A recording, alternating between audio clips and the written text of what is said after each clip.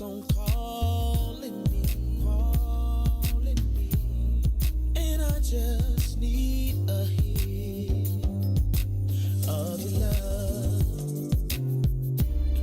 It's got me shaking and feeling for your touch. Baby, of you I can't get enough. It feels like I done OD'd on you, babe. I'm addicted for you. Can't stop loving you. 'Cause I can't get enough of you, babe. 'Cause I'm so addicted to you. This must be love. 'Cause I can't get enough of your loving. I'm so addicted for you. Can't stop loving. I need you right now, baby. 'Cause I'm so addicted to you. You're always on my mind, my mind, my mind, every day.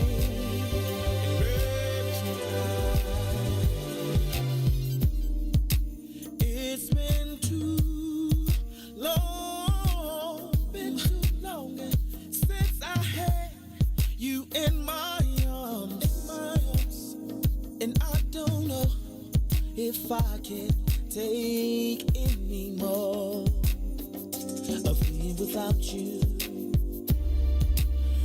Even though it's only been an hour, it feels to me just like forever. And I am hoping that I can see you soon. I'm so addicted. Lord have mercy. I can't be without you, baby.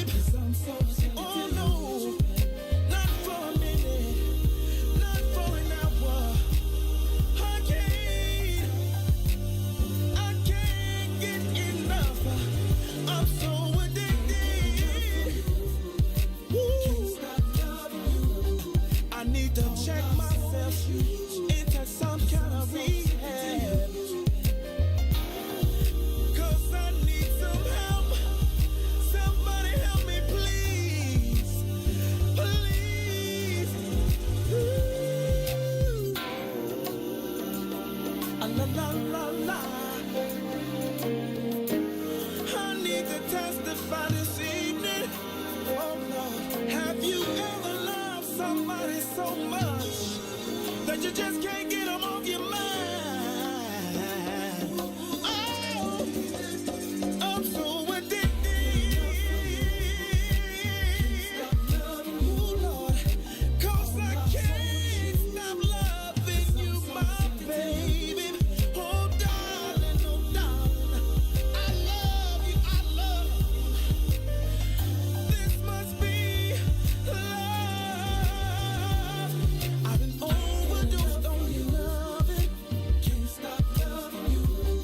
I done overdosed on my baby. So addicted to you. Without you, I don't know what I'm gonna do. Ooh, oh, I'm addicted. There's gotta be some changes made.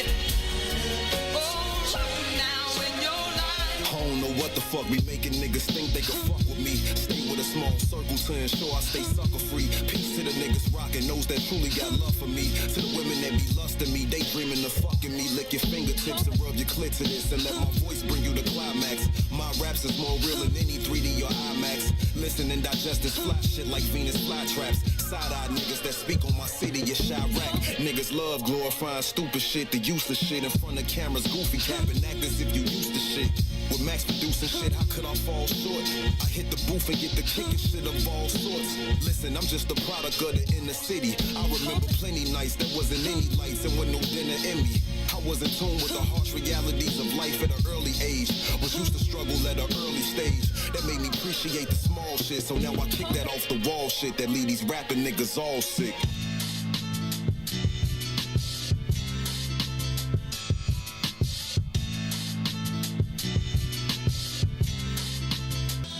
They say jealousy and envy get you nowhere, so I'd rather not go there. These niggas panic when I touch mics, I'm Rudy Gobert. I ain't the type to talk jazzy while hiding behind the screen naming Abby. You pushing buttons or trying to get at me, huh? I'm John Wick with the shit. I'm killing everything while bitches sleeping on me. I'm setting fire to bed frames, replacing alarm clocks with time bombs to bomb spots. This onslaught's for certain. These other niggas is long shots. Dousing your mattress in gasoline. It's asinine to try to find a rapper that rap is mean. I haven't seen a rap nigga that worried me yet. So far ahead of my time, I got fans that ain't heard of me yet. I'm not the nigga you should step to disrespectful. If I address you, won't be no rescue. They gon' have to dress you in a black suit and some dress shoes. Unless you suicidal or glutton for punishment, I'll never choose to rival the motherfuckers I'm running with. Mellow finesse, calm and collected. You know what I'm talking about? Bitch nigga disrespect, till a bitch nigga disrespect. Finesse crew, finesse clan. Not here. All you hang hoes drop dead. Add up, add mo. Count money, smoke dope. Count money, smoke dope. That's what I do the most. Add up, add mo. That's what I do the most. Styling on you hoes. That's what I do the most. Remember I was broke. Not no more. Count money, smoke dope. That's what I do the most. Add up, add mo. That's what I do the most. Styling on you hoes. That's what I do the most. Remember I was broke, but I ain't no more. My mother and my bro. They who I do it for. Remember sharing clothes, sleeping on the floor. Wake me up for Sunday Bible school, but I ain't wanna go. Time I wasted cause I was confused, but I ain't no more. In the basement washing out my clothes. My fingers cold, fucking on different races of hoes. They don't wanna go, trading places, Usher Raymond them hoes. Fuck them on the floor, get your paper, that's all I was told. Since I was a shorty, riding around trying to sell my weed. That's so important. Ran down, took a sip of that lean, and now I'm snoring. Watch your mouth before your lips, land by your Jordans. That was once out of time, cause I couldn't afford them. I be high like a plane, like where we going. Can't switch sides in my lane. I know where I'm going. Times change. Came a long way from saving quarters. All desire surrounding me. I should live in the forest. Count money, smoke dope. That's all I do the most. Add up, add mo. That's what I do the most. Styling on you hoes. That's what I do the most. Remember I was broke, but I ain't no more. Count money, smoke dope. That's what I do the most. Add up, add mo. That's what I do the most. Styling on you hoes. That's what I do the most. Remember I was broke, but I ain't no more. Mellow finesse, come collect till a bitch nigga disrespect. Finesse crew, not here. Are you hating those? Drop dead. And we stepping right over you motherfuckers. Count money, smoke dope. Add up, add mo. Count money. Count money, smoke dope. Count money, smoke dope. Day one.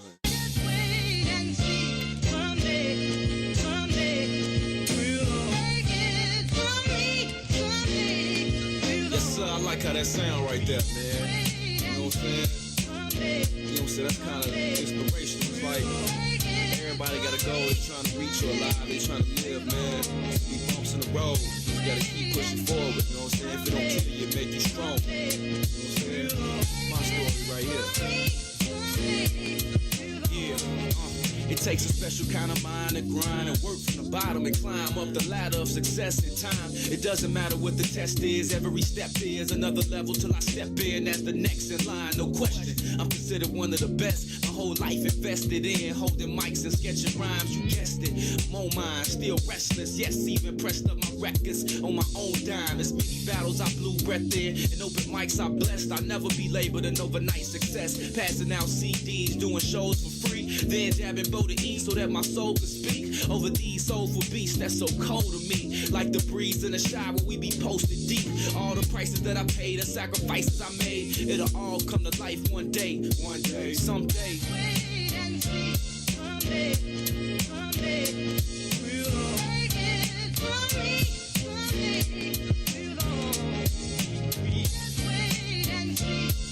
Just be patient, man. Bumps and road ain't nothing.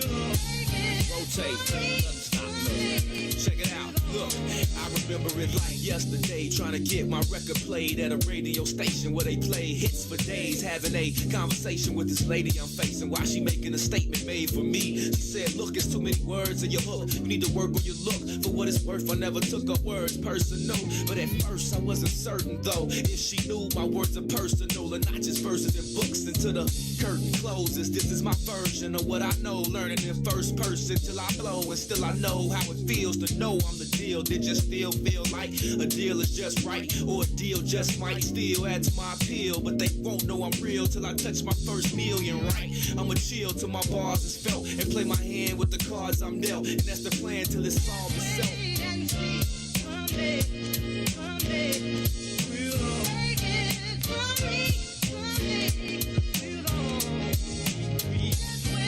Everything you want in this world is yours. All you gotta do is claim it, man. Be patient, work hard, man. Don't make it. Don't trip on. Yo, it's damn near impossible to shop music without lots of loot to maneuver and make moves with. So I stay in tune with my pursuit. Fuck trying to recoup, I'm trying to juke and move units. The truth is, I'm used to excuses. Dudes give like you can. Do what I do, food and prove it. Walk in my shoes then. I'm used to goofy producers and cools that try to misuse you quick. Why you got it confused? If you think it's about groupie chicks and interviews in a mix, it ain't got ghouly, but I truly got the tools to overcome obstacles, including this music biz. I'ma shine like jewels, unlike these Rubik's Cube dudes with all this woo-woo-woo when they spit. Mick Luda is the future, so get used to this. It's day one, not a crew or clique. It's a new beginning.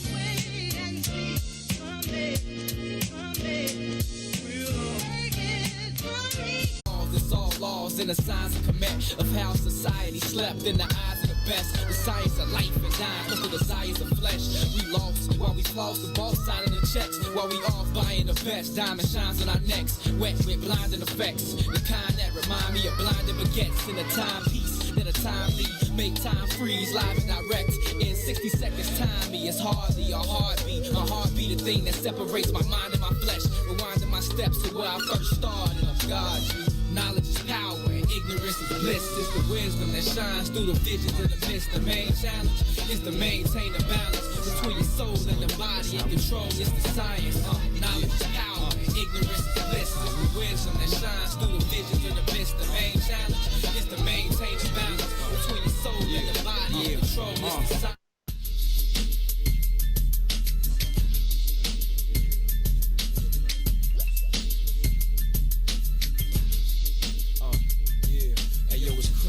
Life is a stage, basically. I was raised in these mazes, named the streets for players of reputations. Faithfully make G's with more cake pastries than bakeries. Deal with equations ranging from A to Z. Touch more bricks than masons, serving like maitre d's. Pitching like we in the major leagues. Occasionally blazing bees, seeking that painful peace amongst a parade of fiends afraid to sleep. Dazed and deranged, losing days of Z's. That's why my old girl prayed for me every day, cause I'm faded like tapers at the table, G. I can't take it, I can't wait to escape and leave, cause this basement is no place to stay for me. But I believe I'm the creator, I create the scenes that can't be seen just by the way I think and breathe. Time and the place in this game of life where you gotta decide your fate or pay the price. Let the voice inside you guide you. My main advice is never change your life, just change your life. There comes a time and a place in this game of life where you gotta decide your fate or pay the price. Let the voice inside you guide you. My main advice is never change your life, just change your life. In high school, she was average, mostly C's and D's. Same shit, now she high too, mostly off C and D. What's going on, everybody? You are officially back down on the soil with the brothers. It's been a long time, man, a long time coming, but we are officially back. If you don't know, Happy New Year and Happy Dr. King Day to everybody out there, man. It's the Bigs. I am your man, Eugene McIntosh, in the building with my player partner, the one and only T. Tom on location. T, what's good, brother? T, can you hear me?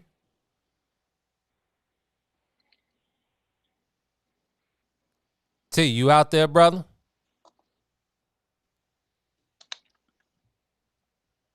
I can hear the background. T. I can. There you Can go. you hear me, or is it just one way? I can hear you now. Can you hear me? I can't hear you. He said he can't hear me. Let me see.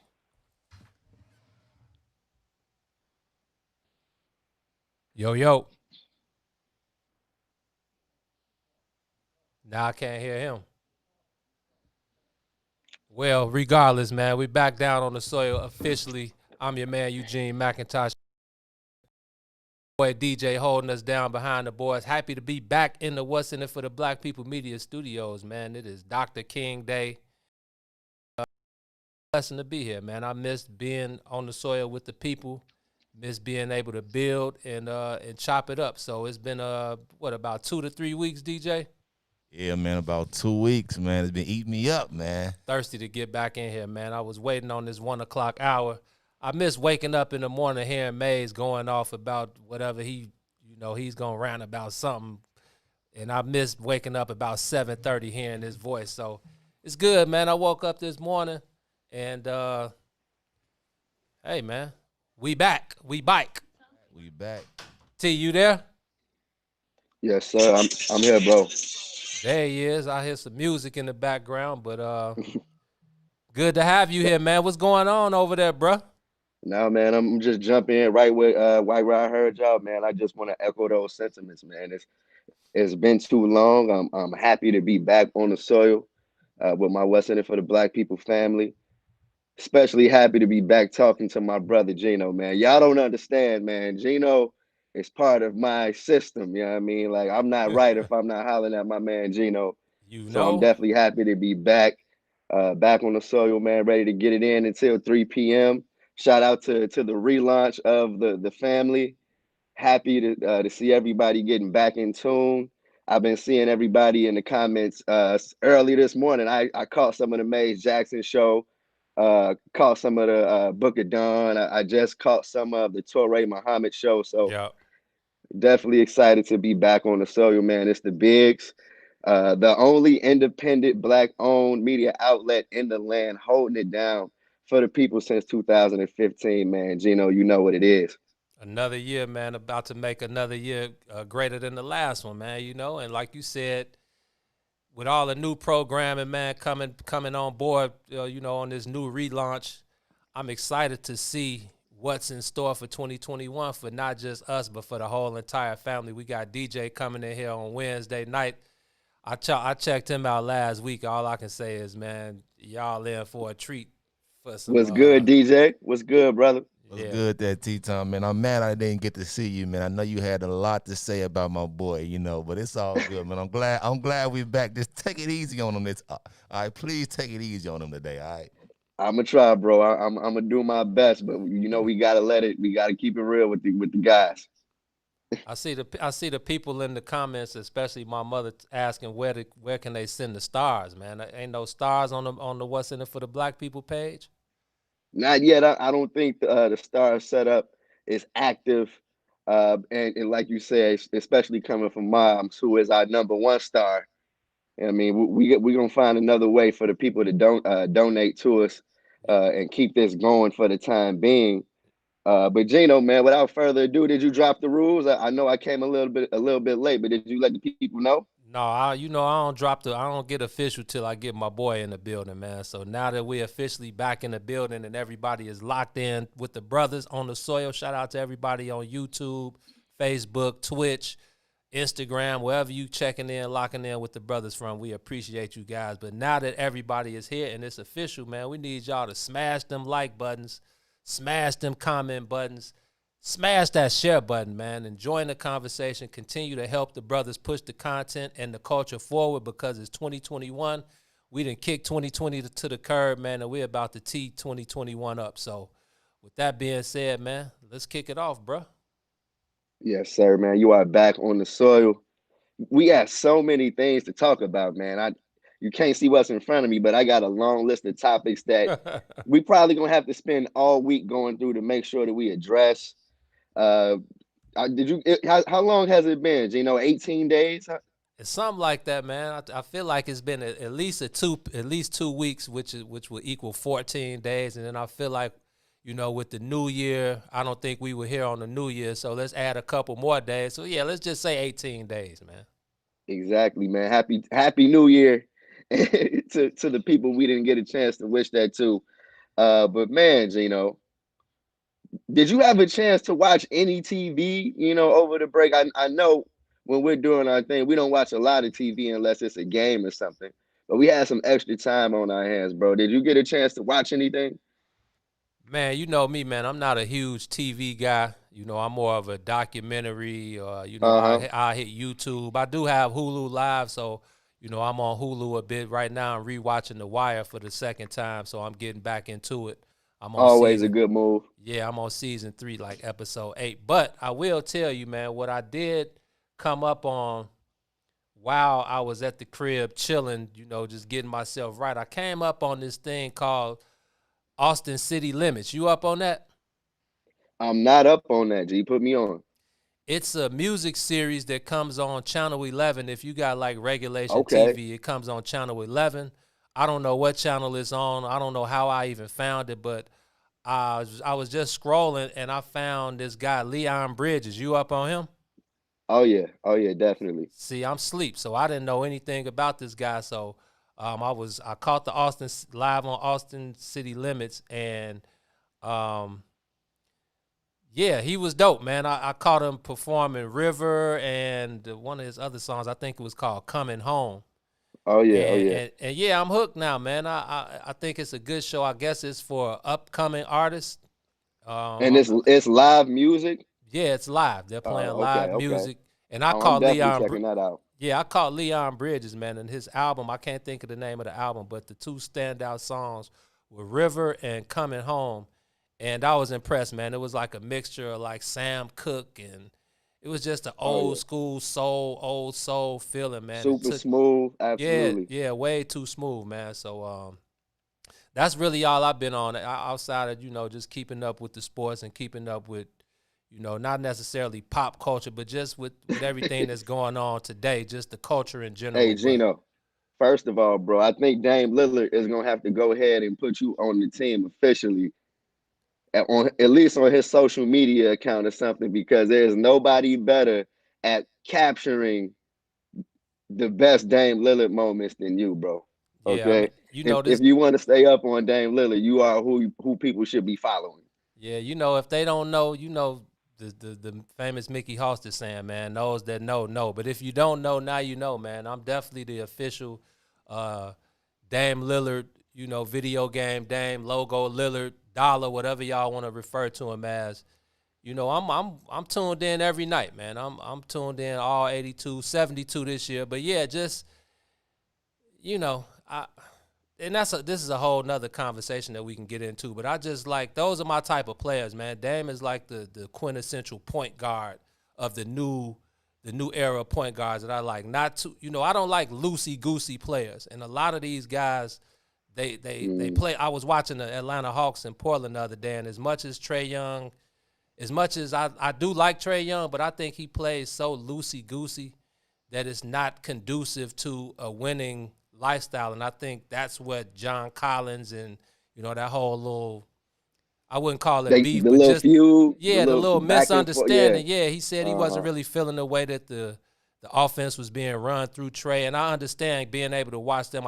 We saw him against the Bulls, which wasn't really a good enough example of who the Atlanta Hawks really were. But getting to see them like Because 2 weeks, that was murder in the first game of the yeah, season when right there. people were still getting, the guys were still getting their feet wet. Everybody was still trying to find themselves. But now, 2 weeks in, and the COVID protocol with teams, players missing every night. It's just gonna be a weird season. But back to the Dame Lillard. Yeah, Dame is obviously he's my favorite player in the league.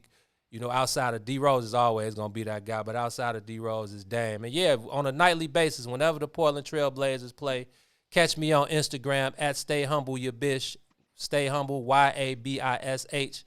And man, you can catch all the Dame Lillard highlights before SportsCenter gets to him, and I give you a little twist to it too. So lock in with your boy, man. Absolutely, definitely. That's been one of my favorite things on the break for sure. When I don't, get a chance to catch Dame myself, I'm hopping right on Instagram to see what you had to say. But Joe, I actually have a documentary for you Uh-oh, that you know, out. Yeah, you are the documentary king, man. You the movie king. If there's anything out there like that, I definitely tap into you. So run it down to me, man. bro. I'm trying to tell you, I found a good one at around 4 in the morning a few days ago. I was up early, chilling. I ended up turning on the TV, the HBO, and I ended up catching this documentary called Wild Card, bro. Wild card. About it was about um, this radio tandem, Craig Cotton and Boomer Esiason. And you guys know Boomer Esiason from his CBS NFL coverage. This was a documentary about the fallout after Don Imus at WFAN in New York, Okay. one of the biggest stations in the land. It ended up uh, getting passed to Craig Cotton and Boomer Esiason, and they ended up becoming the number one sports show in America on the radio. Right? Okay. It all fell apart though, because Craig Cotton was this crazy professional gambler. Right? Mm. He ended up getting like 30 million from investors to double their money and everything. He ended up going down for fraud with a partner of his or something like that, bro. But the story was completely insane. I really don't want to give anything away because of course I saw me and you in this, and I'm like, I wonder if Gene is some underground gambling boss on the low. And I'm because this dude Craig Cotton was amazing, bro. He took like 10 stacks from Boomer Esiason and doubled it overnight, gave him back 30,000 the next morning, and from there it was a rabbit hole of bad shit that happened to this man. So it's definitely one you got to check out, bro. Wild card. I'm 100% sure that you and everybody listening is going to enjoy that one. I got it pulled up right now, man. I think for some reason, I think we talked about this last year. We I couldn't fit. exact. I think so. Who I couldn't remember who tried to put us on, Yep, I but I remember. definitely yeah. Okay, I got it pulled up right now, so I'm gonna make sure when I get to the crib tonight, or maybe one of my off nights, that's gonna be first on Exactly. my list, Wild man. card. Wild card, I got it right here. But no, Okay. other than that, bruh, it's been so many things that I want to talk to you about. Man, of course, the end of the Bears season. Can we call them the new look Bulls? They're 5-8. They're Man, still 3 games under 500, but I don't think man. we saw 5 wins this early in the season. So I definitely want us to talk about that. And we got Kyrie, James Harden, Uh-huh. um, everything that's going on with COVID and the NBA. And I want to make sure we touch on the shenanigans that happen every year on this day, on MLK Day. Man, look. Fake love from the sports teams and corporations when it comes to trying to honor the man Martin Luther King Jr. I don't want people to think the Malcolm X picture in the back is a shot. You know what I mean? That's just how I get down over here. I definitely No, no got doubt. the MLK close. So I want to talk about, I definitely want to make sure we talk about that, man. But I think the way we want to handle this is because we have so much to talk about, I almost kind of want to put my hand in a hat and pull out topics randomly, man, and throw them at you because I know that you've been thirsty to get off some of your takes, bro. And I want to give you and I the space to do that. So without further ado, how you want to kick this off, bro? I think it's only right that we started off with the Bears talk, man, because yeah, man, it's been the hottest topic of conversation since that terrible L to the New Orleans Saints, and nobody in their right mind thought the Bears were gonna beat the Saints. Even us ridiculous Looster fans, I consider myself a Looster as well because we let the Bears do this to us every year, man, and we know the outcome. So I wasn't surprised with the loss to the New Orleans Saints. I was surprised with the way they lost to the New Orleans Saints. Obviously, Javon Wims missing that touchdown was of epic proportions. I think the game could have, swayed in the Bears' favor for the moment. But I'm pretty Bro, sure did Drew. you did Go ahead. did you see them run that replay back on the broadcast yesterday, bro? Yeah. The Tampa Bay Did it versus hurt New even Orleans more? game. What hurt? It it What made it it even was worse though? unnecessary pain, bro. They didn't have to do that. I'm trying to enjoy the game. You know, Nah, man. What made it worse? What made it worse was Sean Payton still in the play, throwing Jameis Winston in there and getting him a touchdown, man. That's what made it even worse. Like, man, let me show you bums how to really do this here, you know? man, I've been completely embarrassed to be a Bears fan You should for the be. last week and a half. And it's for everything that you just said. For some reason, I allowed myself to get pulled back into the madness, which is the Chicago Bears. I've been hard on them all season, but I feel like when it's playoff time, you throw all that out the window and you carry the flag. You know what I mean? So that's what I did. I got excited. I didn't feel like the NFC was was was this crazy conference where any team was too much better than the other one. I felt like the Bears had an outside chance to upset some people. And the frustrating thing about it, bro, looking back on it, is that the Bears had their opportunities. We just talked about Javon Wims dropping one of the most beautiful Mitch Trubisky passes that I've ever seen.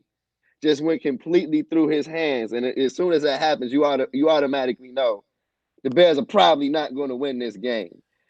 Uh, then throughout the course of the game, Drew Brees was not that good. You know what I mean? He looked like the old Drew Brees we saw last night. That's now I think heading to retirement. He was throwing ducks.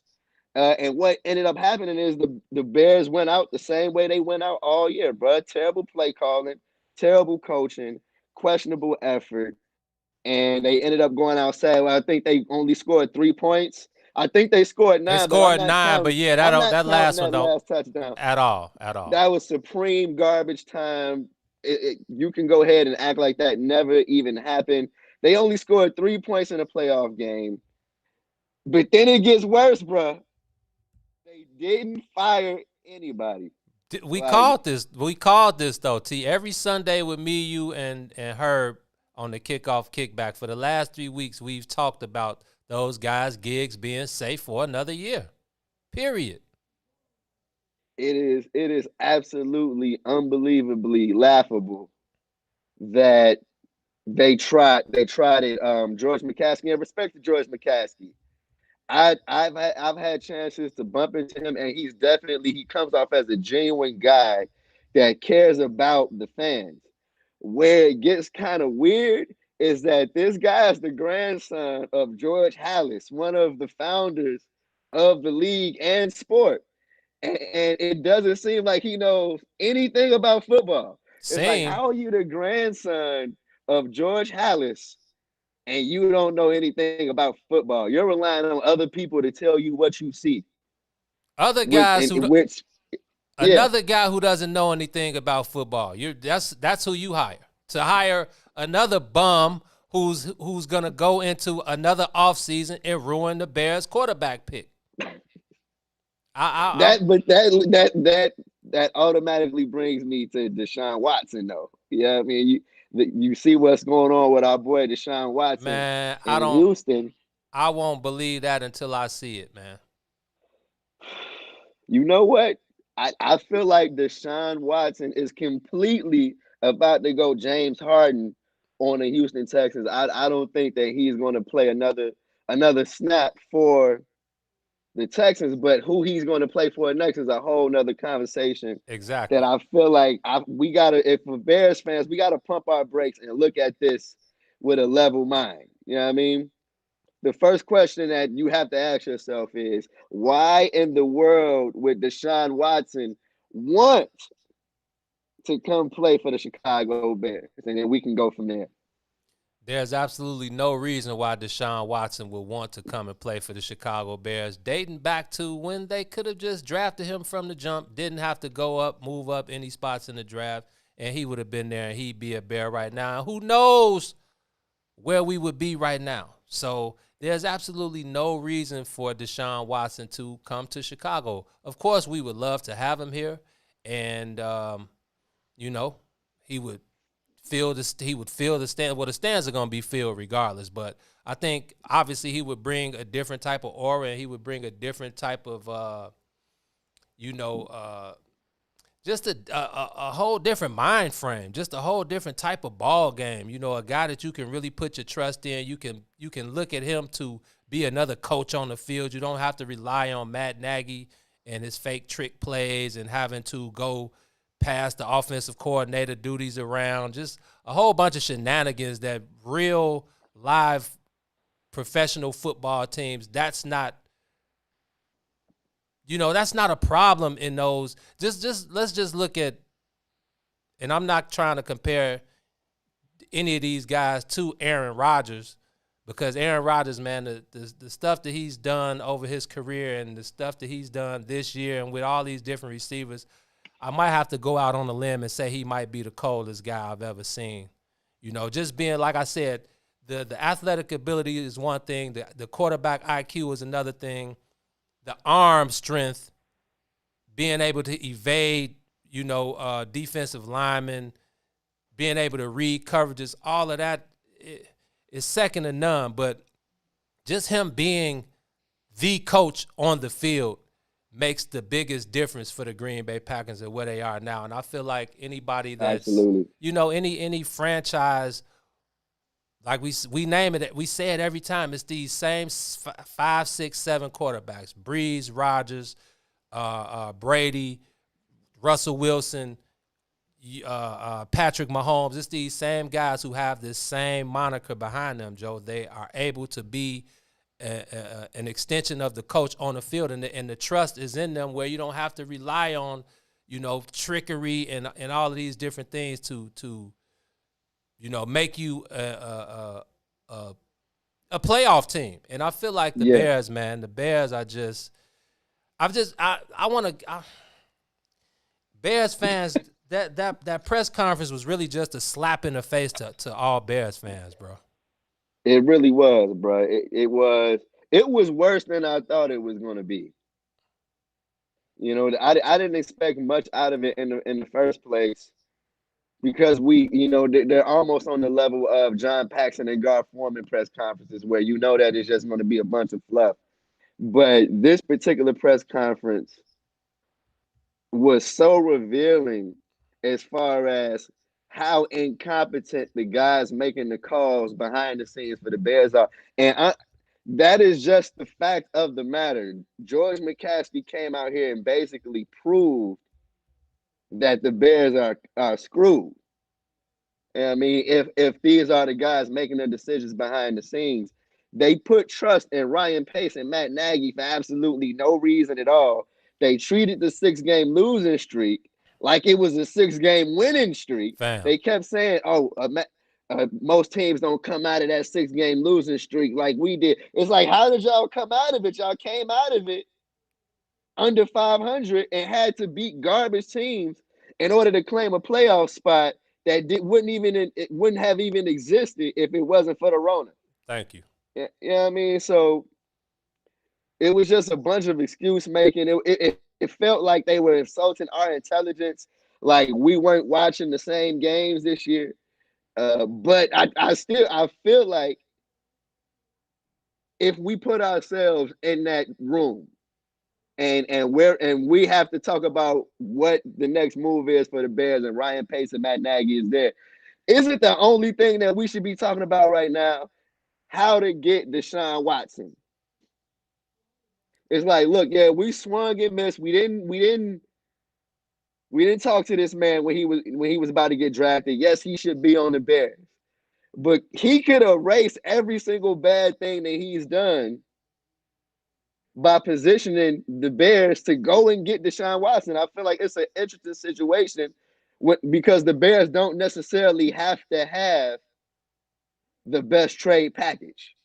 I mean, Deshaun Watson has a no trade clause that he can waive for a team that he wants to go to. So yes, Miami is out there, and we've seen and we've talked about on the kickoff kickback about what Brian Flores, a black head coach, has done to the coach over there. Say that again. What head coach? A black head coach. Right. Which automatically I'm upset, because the Bears should be looking for a new GM and head coach and they could have had the opportunity to bring in Lewis Reddick or Eric Bieniemy from the Chiefs Yeah. and now that's just out the window. So yes, the Bears are already starting a leg back because it sounds like that's one of the reasons Deshaun Watson wants out of Houston is that he didn't have the opportunity to lend his voice to the process of them hiring a GM. And I don't even know who they hired. I know he was a white dude from the Patriot system. You know what I Right. mean? Right. Um, and I feel like that's also another conversation I've been wanting to ask you, Gino. What do you think about Deshaun Watson feeling like he should have the power to have a voice in the decision of who they're hiring for to be a general manager? Do you think that he's kind of going too far with that? Because, like you said, I don't think even Aaron Rodgers, I think that's what Aaron Rodgers was pissed off about a couple of years ago, is that when the Packers fired Mike McCarthy, the next head coach, I don't think Aaron Rodgers had a say in that. They ended up having a great relationship, but I think that was something Aaron Rodgers wasn't too happy about Right. initially. And here comes Deshaun Watson, who you didn't put in that category with Aaron Rodgers and Pat Mahomes and Russell Wilson. Is this kind of like a Jay Cutler situation? Like, do you think he has ground to stand on in Houston? I think he thinks he has ground to stand on in Houston as far as who they hire, just because of the fact that they just gave him that big, humongous deal. But on the opposite end, this isn't the NBA, man. This is not a players' league. The NFL is not as progressive as the NBA. And don't never forget, Joe, you're a player. They're owners. They run the franchise. They don't have to give you any. You're not getting any input. Just like you said, if Aaron Rodgers, once Mike McCarthy was gone, and they didn't ask Aaron Rodgers an inkling of what he thought, what do you think they're going to do for Deshaun Watson? So I understand where he's coming from, but you got to look at the situation in totality. And when you look at the NFL as a whole, again, this ain't the NBA. It's not a players' league. And no, you don't have any say-so. We gave you the bread. Yeah, the team, wasn't conducive to winning in the AFC this year, but hey, that's why we gave you the money. We looking for you to up the play of everyone around you. True enough, we've seen guys do more with less, like Aaron Rodgers, who has a different core of receivers every couple years, like Tom Brady in New England. But also you got to look at the system and you got to look at the franchise as a whole and the things that they have in place to aid and assist you as the quarterback and the leader of the team. So I think all of that plays into the mind of Deshaun Watson and the reason why, like you said, why he wants out of Houston. And again, man, if I had the choice to choose between the Chicago Bears, who, like you said, are one of the first NFL teams, and their owner, Papa Bear Hallis, was one of the founders of the league in general, or the Miami Dolphins, it's a wash to me. I'm going to Miami, bro, especially to play with the black head coach who's going to give me all the leeway in the world. You know what? I just feel like the Bears are in such a bad position, bro. Like, I feel like fans can dream about Deshaun Watson, but when you start to put the pieces together, it just does not make sense. I don't see how the Bears can position themselves to get on Deshaun Watson's wish list. Because, I mean, you look at Ryan Pace and Matt Nagy, that I feel like that's a train wreck waiting to happen with a guy like Deshaun Watson, and it could be a Houston part two. You know what I mean? I feel like he wants to go to a situation that's progressive, someplace he can be himself, someplace that obviously from the eye test looks like they're moving in the right direction. And the Bears just don't check any of those boxes. Not bro. one, Like, not one of those boxes. And don't forget one of the biggest reasons. Somewhere I can go get it in at, man. Wells, what better place to go get it in than MIA, bro? gee, Rick Ross is probably waiting with some Bel Air, whatever, just waiting on Deshaun Watson to get down to Miami. How could Deshaun say no to that? Hey, what did Ross say You feel about me? what did Ross say about the head coach? He said, "Hey, what's the head coach's name?" He turned. He said, "Flores." I like him. I like I him. like you, Flores. So, and honestly, you know what? The Miami Dolphins were one of the more entertaining teams to watch. They got a defense that's moving in the right direction. They have weapons on the offensive side of the ball. I know a lot of people don't know the name Devontae Parker, Right. but him and Deshaun Watson could do work. I don't think that sounds better than Deshaun Watson and Allen Robinson. You know what I mean? Mm. I don't think that that's a better combination than that. So so And then David Montgomery, you know. so check I, this out. Check this out. Our boy Ad Jackson, he said, "Well, what about Tua?" what about him? Because that Right. when you talking about Deshaun Watson, we can just go ahead and ship him wherever. And that's no disrespect to Tua, but it didn't look like he can throw the ball for most of the times I saw him play. I thought they were better with Ryan Fitzpatrick. I was So just about to tell him the same thing. Fitz did a lot of that work. he did a lot of that heavy lifting. And Tua is young. Everybody saw what Tua had to overcome, that injury, that he had in college. Is one of the worst injuries I've ever seen. But when you're talking about Deshaun Watson, who's knocking on that door to get into that top quarterback class, Mm-hmm. it's not too many people that I'm saying that I'm thinking twice about when I'm talking about trading for him. I would trade if I'm talking about the Bears. I would trade damn near anybody, bro. It's like I would walk y'all I would drive y'all to the airport. Wish y'all well. I don't care who it is. If Deshaun Watson is on the table, nobody is safe. No, Okay. I 100% agree with that. But back to a name you mentioned, Allen Robinson, and going back to that press conference, man, this guy Pace, man, he mentioned how much they love Allen Robinson, and it's like, well, we can't tell, bro. Like, what do you mean? Y'all trying to franchise the guy? He totally Just lip ain't. service. He's totally not up with that. I think the franchise tag will probably be somewhere like 17 mil, 16, 17 mil. If he tests the waters, that's going to be 20 plus. So it's like, come on, man. You can tell us how much y'all love Allen Robinson, but you got to show him the money if that's the case, man. This is what it's about, and I don't believe that lip service at all. Like, I just feel like just that whole press conference in general, they danced around all of those questions like Michael Jackson and Moonwalker.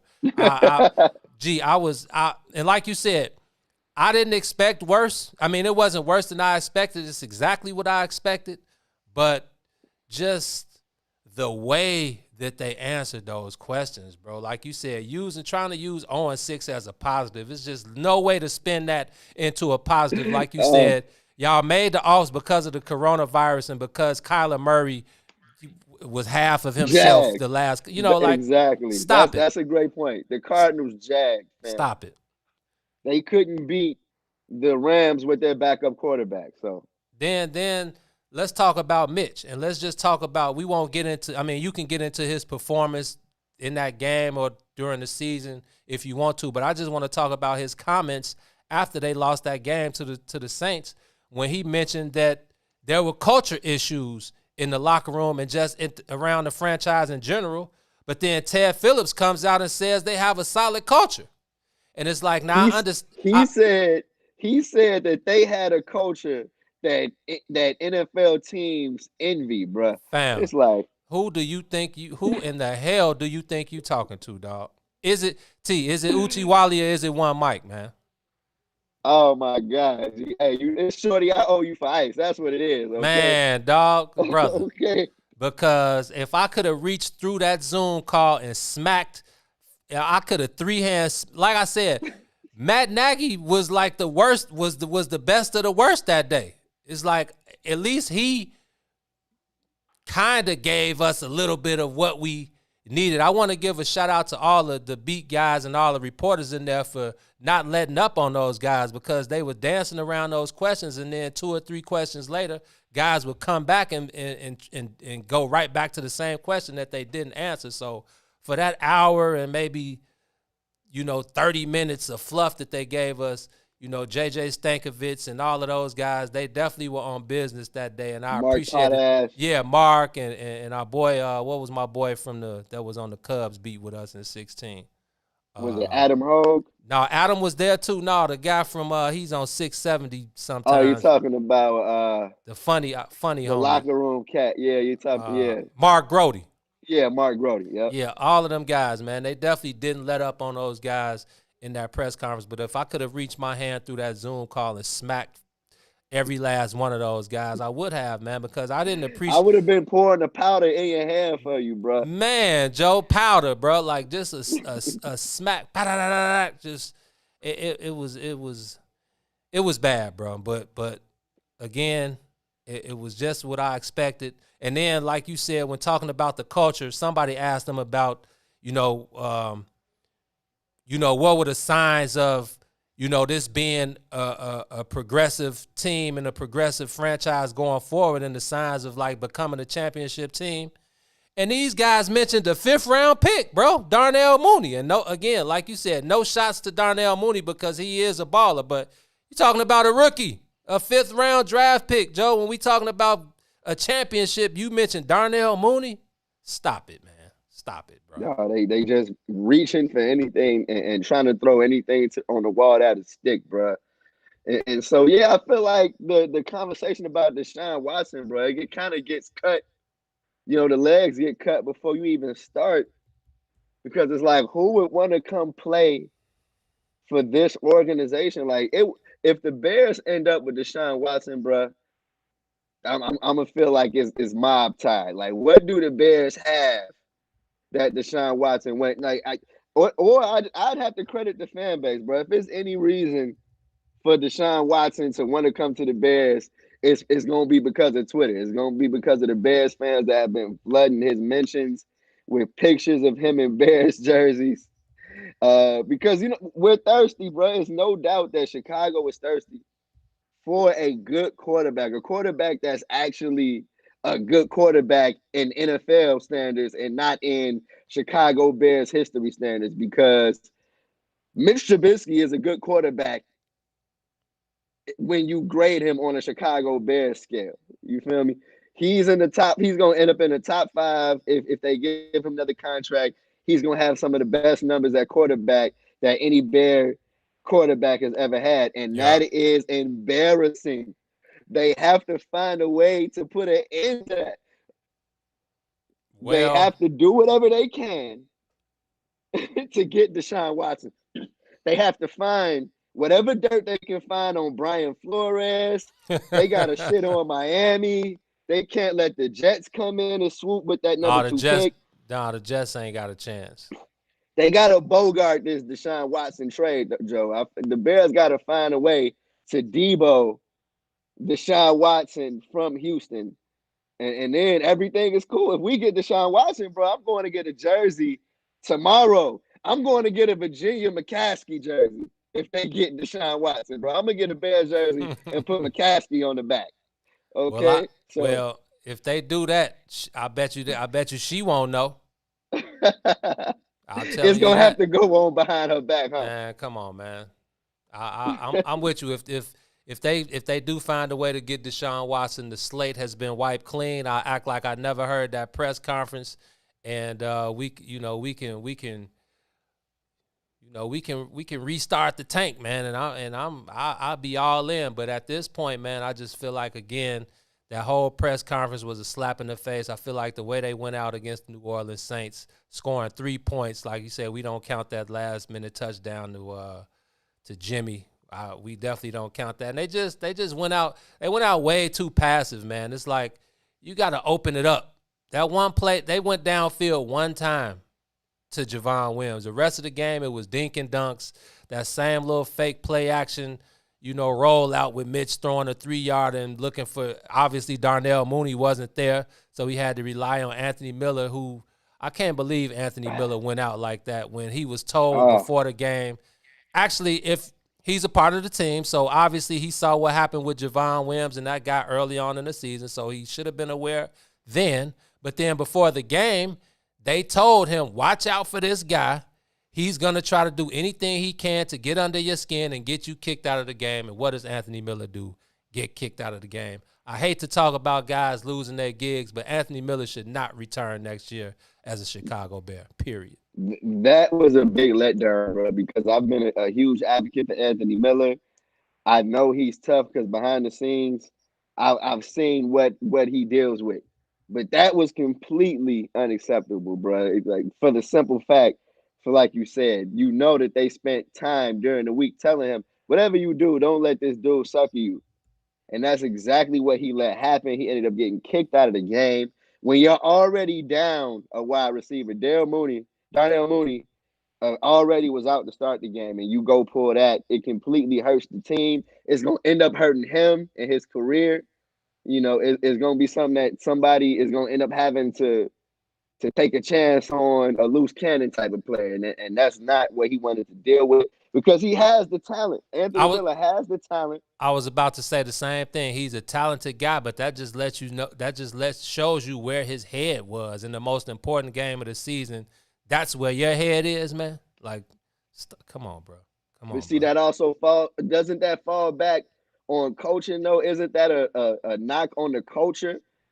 You know what I mean? I don't want to put it all, even though you can put it on, like, you can put like 85% of it on Anthony Miller. The Right. other 15% has to go on Matt Nagy, bro. Yes, It's bro. absolutely no way that But any of his players should have been on that. So but not even just Matt Nagy. Like we said, when Mitch came out and said that there was a culture problem around there, this is coming from a guy, from a team, from your leader, from your quarterback. yeah, So and Mitch whether stopped Mitch stopped giving an F when he got a long time ago. You know what I yeah, mean? So and I'm thinking that's part of what he was talking about, not just stuff like what happened to Anthony Miller and the whole offensive coordinator, the plays going back and forth from Nagy to the other guy, Mitch being benched in the beginning of the season. Personally, I think that was the worst decision the Bears made all year because that showed where this team was headed. Like we always said, Matt Nagy had been itching for the day that he could pull Mitch Trubisky from the starting lineup and insert Nick Foles, and we see just how well that experiment went. And we said that Nick Foles wouldn't last past like week 11 because he's fragile and his injury history was there. So it said a lot.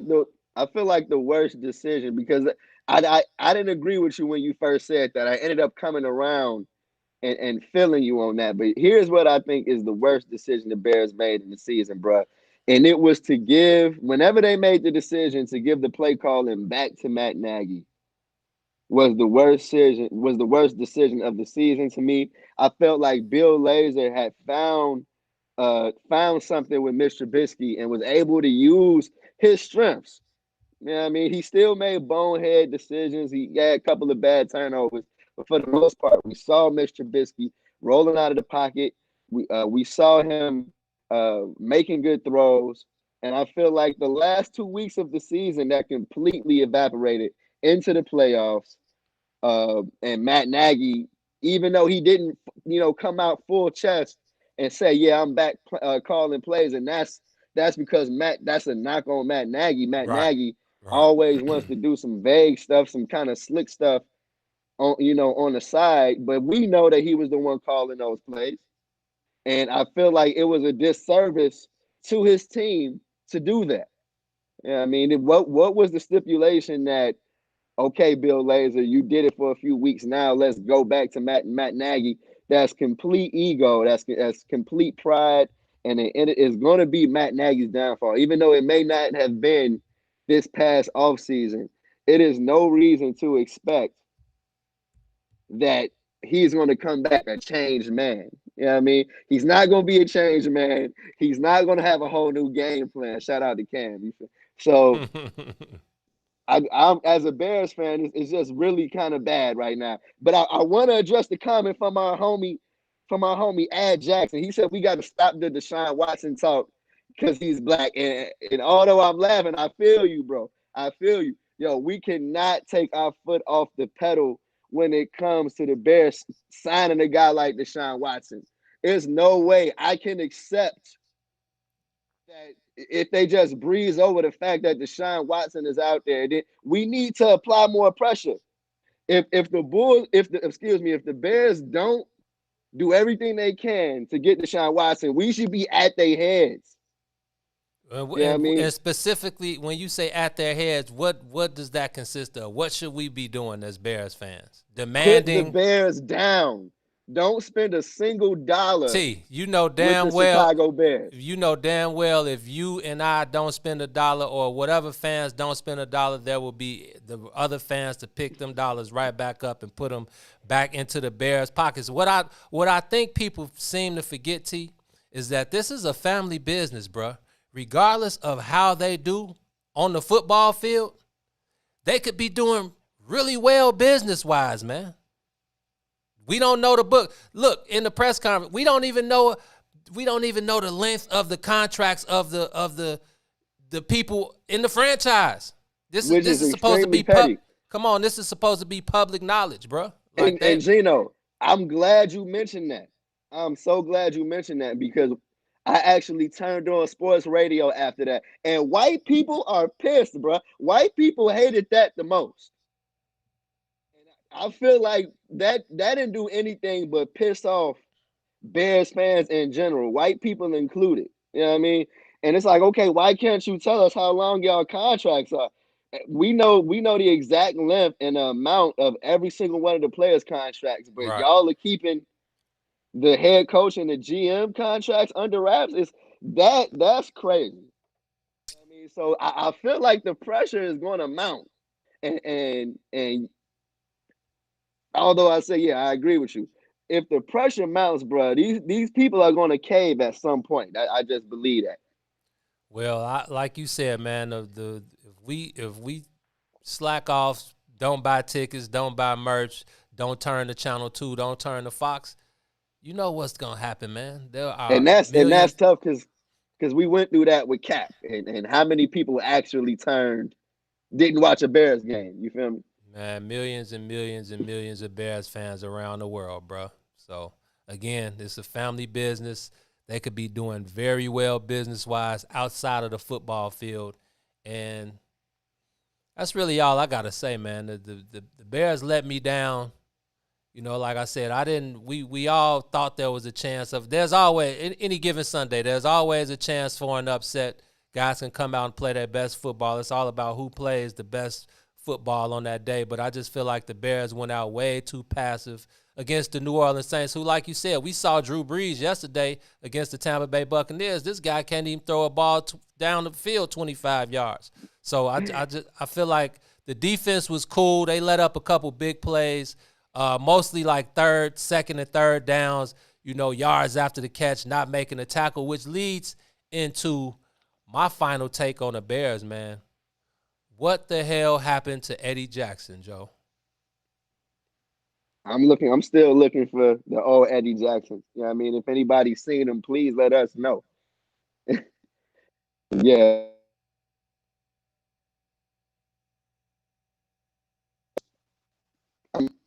I'm back. Yeah, you back. Yeah, yeah, bro. I don't know what happened to Eddie Jackson. Super regression, But man. yeah, he's definitely super yeah. regression, bro. And I like feel like no, like Thomas said, shout out to Thomas.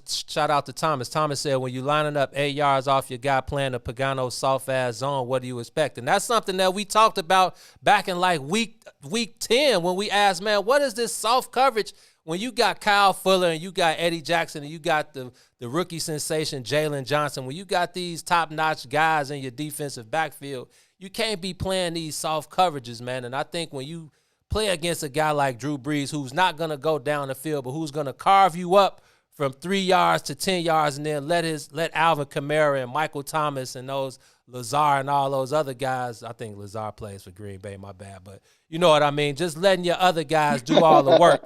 That's what happened against the Bears in the Saints that game, man. Drew Brees would dink and dunk 5-6 yards, third down and 9. He throw a 4-yard out, and then he let the receivers or the running backs do the work.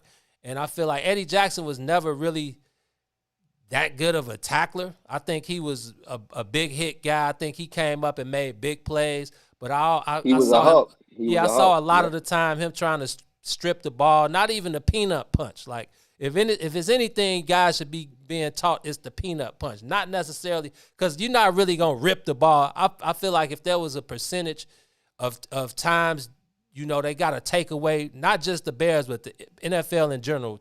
Takeaways from ripping the ball out of the ball carrier's hands. I'm pretty sure it's like a 90% to 10%, percentage on that. So just the lack of tackling and just the regression of Eddie Jackson. And then he had the nerve in like week 13 to call out the rest of the defense. And I'm like, bro, you act like you playing at a Pro Bowl level or something. And then that game against the Saints was bad all the way around, man. Yeah, and Chuck Pagano, he retired before. If anybody was probably gonna get the axe, it may have been Chuck Pagano. And it's wild because I remember reading when I hired him that this was a situation that he was hoping to possibly, to get into a head coaching conversation after this. And instead, he's retiring. Instead, he's walking away from the game, bro. And rightfully so. He knew what it was. He knew what it was, but like you said, that soft defense, he refused to be aggressive with aggressive players, man. It was a complete misuse of talent, and I'm not sad to see Chuck Pagano go at all, even though it's respect on a solid career. I think he got Coach of the Year one year. Yeah, no, there in Indiana. Yeah, Indianapolis. Much respect to Chuck Pagano, but his time was up, man. And like you said, not being able to use those guys, I never saw the blitz coverages and the blitz packages. We rarely got heat on the quarterback this season. I was surprised. Obviously, we heard about the news with Khalil Mack, who was having a shoulder issue all year. Where the hell was Robert Quinn? I think ain't he signed for another year? Oh, he cashed out. Robert Quinn cashed out. He got a nice bag. Come on, he's going to be here for a while. And he dealt with injuries too, but to look at that defense, they definitely underachieved. And of course, as Bears fans, you're looking out the window and you see guys like Leonard Floyd had the best year of his career over there in LA. So did the Brandon State, what's the cat that just got hired as the head coach for the Chargers? I think it was one of the cats that was on the Bears defensive coaching staff, and they let him go when Vic Fangio left, and now he's the head coach for the Los Angeles Chargers. So we got DJ looking it up for us. The Los Angeles Chargers fired their coach. Yeah, they just hired a coach today. Yep. So, and it was Brandon something. But I know that he came from the Bears organization, and for some reason they let him go and sign Chuck Pagano to run the defense. And we got Brandon Stanley. Yes, sir. And he's one of those young hot shots that probably doesn't deserve a head coaching position because of course, it's like, how did he get a job? Well, I know the answer to it, right? But over Eric Bieniemy, it's no way that he should have got a chance over him. But yeah, he got probably the best coaching opening in the league. So yeah, bro. Bears fans, Gino, you probably gonna have to rub on your crystal ball, bro, and let us know when the next time the Bears are gonna be playing some meaningful football. I can't see it in the near future though. No, me either, man. I'm just looking forward to Ryan Pace jagging another another quarterback pick in this year's 2021 draft, and the Bears being right back where they started before we got Mitch in football hell, man. So I'm done. That is so terrible. I'm done talking about the Bears, man. I worked up a sweat, and we had to get it off though, man. Like I said, I was very disappointed in the way they went out. Just way too passive offensively, way too passive defensively. My Bears MVP this year was definitely Cairo Santos. Shout out to the 20. That's so bad. So bad. No disrespect to D. The Demo, he had a great year. Allen Robinson had a great year. Allen Robinson had a great year. Yeah, but I'm giving my Bears MVP to Cairo Santos. Maybe we got a kicker for the next. This is my final thought. I think this was my final thought. I'm making this my final thought on the Bears until the draft. But watching that last play at Kansas City, the way they went for it on 4th and 1, bro, and Come they on. threw the ball, Come on. Come on. it just made me feel like there's absolutely nobody at Hallis Hall that would have had the balls to make that call. With And Chad as a Henne. It wasn't even yeah, Pat Mahomes. Chad Henne, yes, bro. it Come was on, not man. even it wasn't even Pat Mahomes, bro. We already know what Matt Nagy would have done, and bro, as a Bears fan, that makes me sad.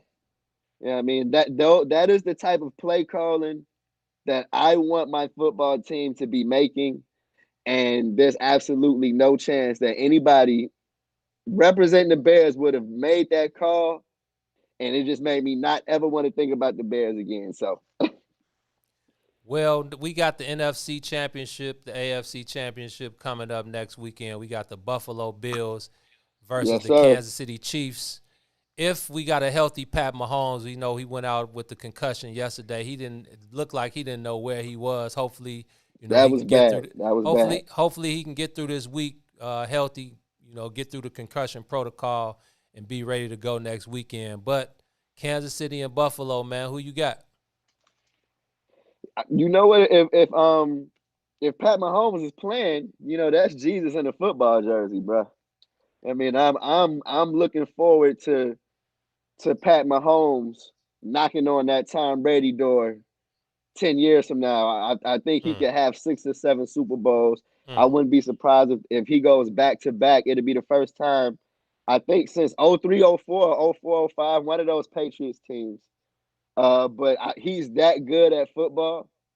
And then when you add on the fact that the Browns couldn't even beat the Chiefs without Pat Mahomes, even though, well, I think it was 19-3 when Pat Mahomes went out, so that's a pretty significant hole anyway. Yeah. But if Mahomes is healthy, I'm looking forward to a Chiefs Packers Super Bowl, bro. And if you're an NFL fan, you can't ask for anything other than that. Aaron Rodgers versus Pat Mahomes Mm-hmm. for it all. I'm looking forward to Tom Brady versus Aaron Rodgers. You know what I mean? I think that's going to be a decent matchup, even though I think Aaron Rodgers is baby Jesus in the jersey. You know what I mean? If Pat Mahomes is Jesus, then Aaron Rodgers is baby Jesus, okay?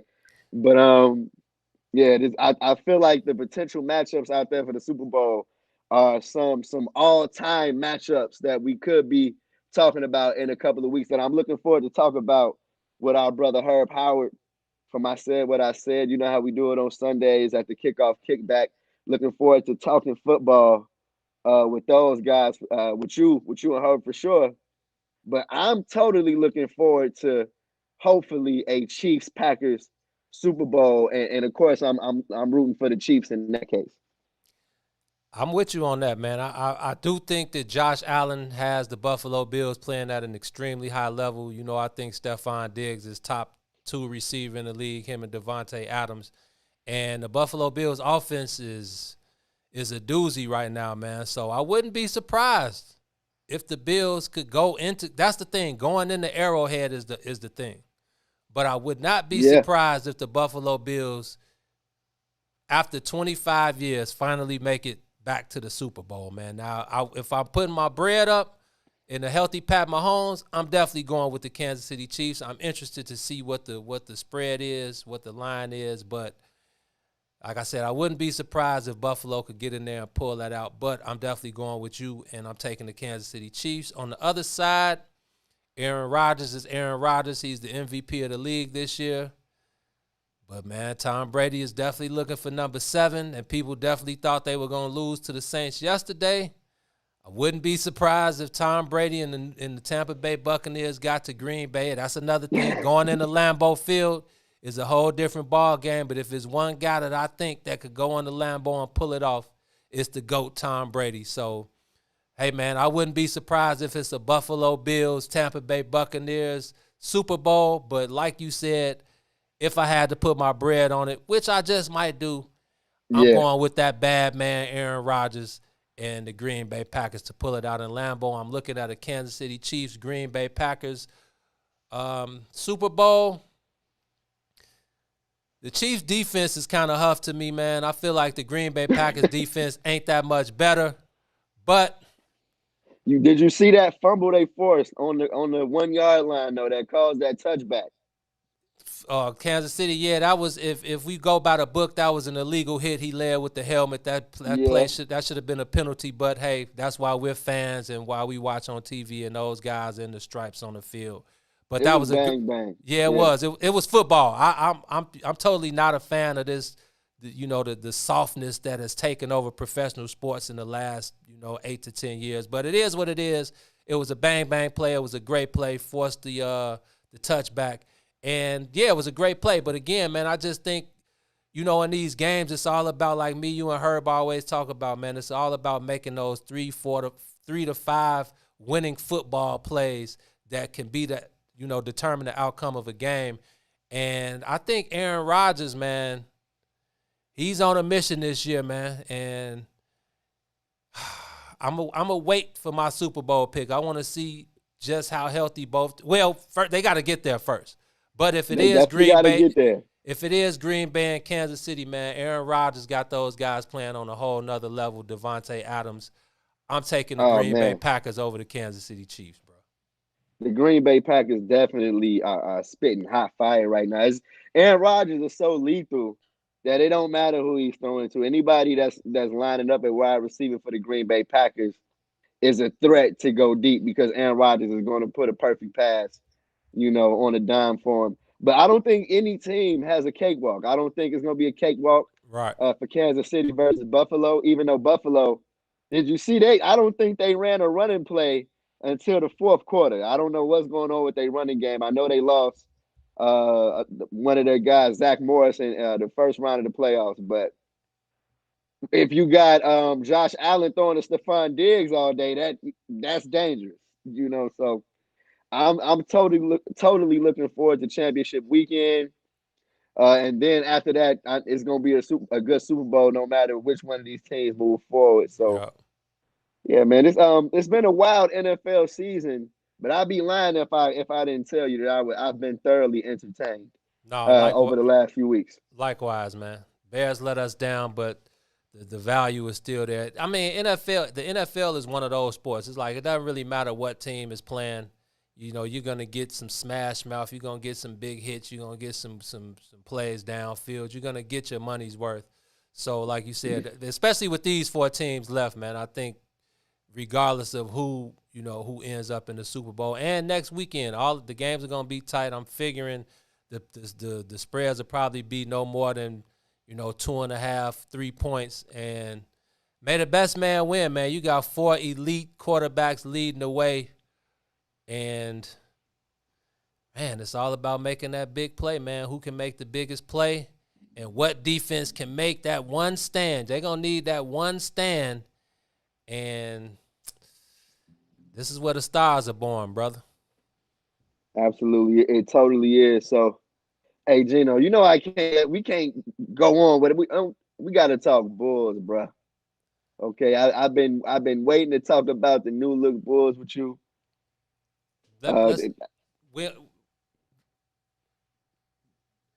Do we need to take a break, man?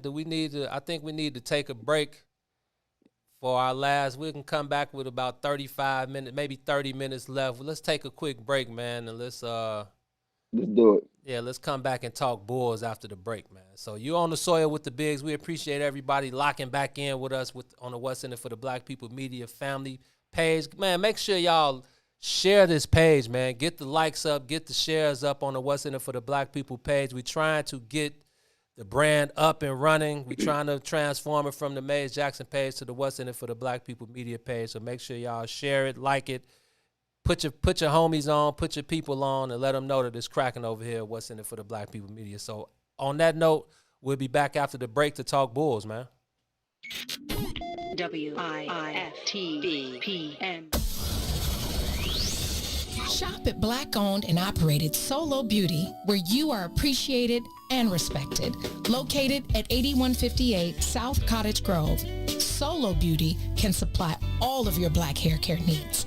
Solo Beauty is open from 11 a.m. to 8 p.m., Tuesday through Saturday. Tune in every Sunday. Don't miss it. Live from the West Center for the Black People Media Studios. It is the Kickoff Kickback. Join the conversation with the brothers, Eugene, McIntosh, Herb Howard, and myself, Terrence Tomlin. We got analysis live from the stadium. The brother Joe Lewis will be following through. We got great guests coming in, players, personnel, people. Say what? We do our thing every Sunday from 10 a.m. to 12 noon, taking you right up to kickoff. We picking the full slate of NFL games. We talking fantasy football. Gino got you covered on all the bets. It's a kickback. Make sure y'all join the conversation. Smash that like button. Smash that share button. And continue to help us push the culture forward. Don't miss it every Sunday from 10 a.m. to 12 noon, live here from the West Center for the Black People Media Studios.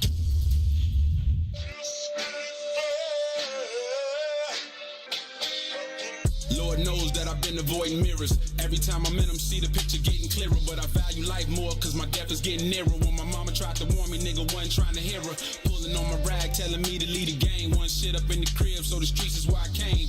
If I had a daddy, then some shit would probably change. But that wasn't what it was, so I kicked it in the Saints. Had a little squad, young niggas went hard. We believe what we was seeing, we ain't thinking about God. We was thinking about work, who we gon' stick first. Cause my mama ain't half for me to get it out of purse. Big Vic taught me how to hustle till it hurt. Big Maul told me Peter Paul said try 'em all. Lost my big brothers and I lost my first son. I ain't look up in the sky, put my back against the wall. If a nigga try me, he gon' feel it. I got a lot of pain, I've been trying to hold it in. I've been running from the pen, but it seemed like the only way for me to make it out is right about just how a nigga made it in. I had to be ruthless, couldn't have no remorse. I couldn't stay on that path, so I had to switch course. And the source was in me, cause it forced me to be everything I became in these streets. Lord knows I'm a product of the projects, and I took a lot, now I make deposits. Hella bones in my closet, I ain't here to bet my soul. If a nigga fuck with me, then I'ma put him in the hole. Lord knows I'm a product of the block, but the block don't define who I am. I'm a man, and if you ain't been where I've been and made it out, then I don't think that you could ever understand.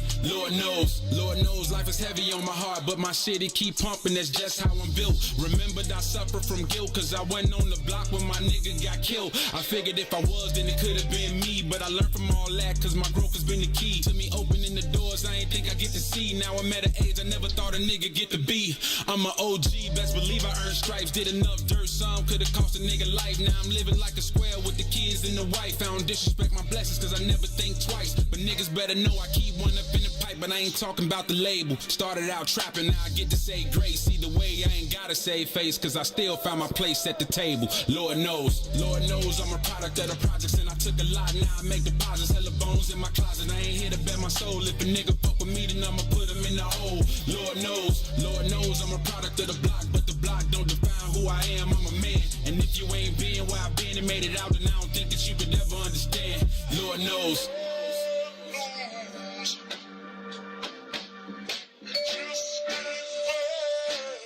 You are back down on the soil with the brothers. I am Eugene McIntosh, one half of the illest independent sports media outlet in the land. I got my player partner, T-Tom the Great, holding it down from a remote location, a.k.a. the crib. Yes, sir, man. Man, we are extremely happy to be back on the soil, building with the people, doing what we do best, bro. No, it definitely it's a few benefits to working from the crib I came from. I'm watching the Hawks and the Timberwolves. I was fresh out the shower. Right. Well, you know what? Because it's MLK Day and it's a game on. I feel like it's like the Christmas Day activity. It's like, okay. It's like, okay. Yeah. Atlanta, they playing in the MLK jerseys, you know? NBA MLK Day, man. Before we get to the Bulls, because I know this is something that you wanted to get off your chest, but we got to talk about the symbolism, man. It's like, is this all that the NBA can do for MLK Day, bro? I feel like so many organizations and sports teams and political pundits and politicians fall under that umbrella. It's supposed to be a day where we celebrate the man's legacy. And I feel like it's only a few people that do it the right way, man. It's every single year, it's like a slap in the face. People that don't exemplify the true meaning of the man's words, just using his words and quotes to kind of position themselves like they're down for the cause. And bruh, I'm sick of it. You know what I mean? I don't want to see people that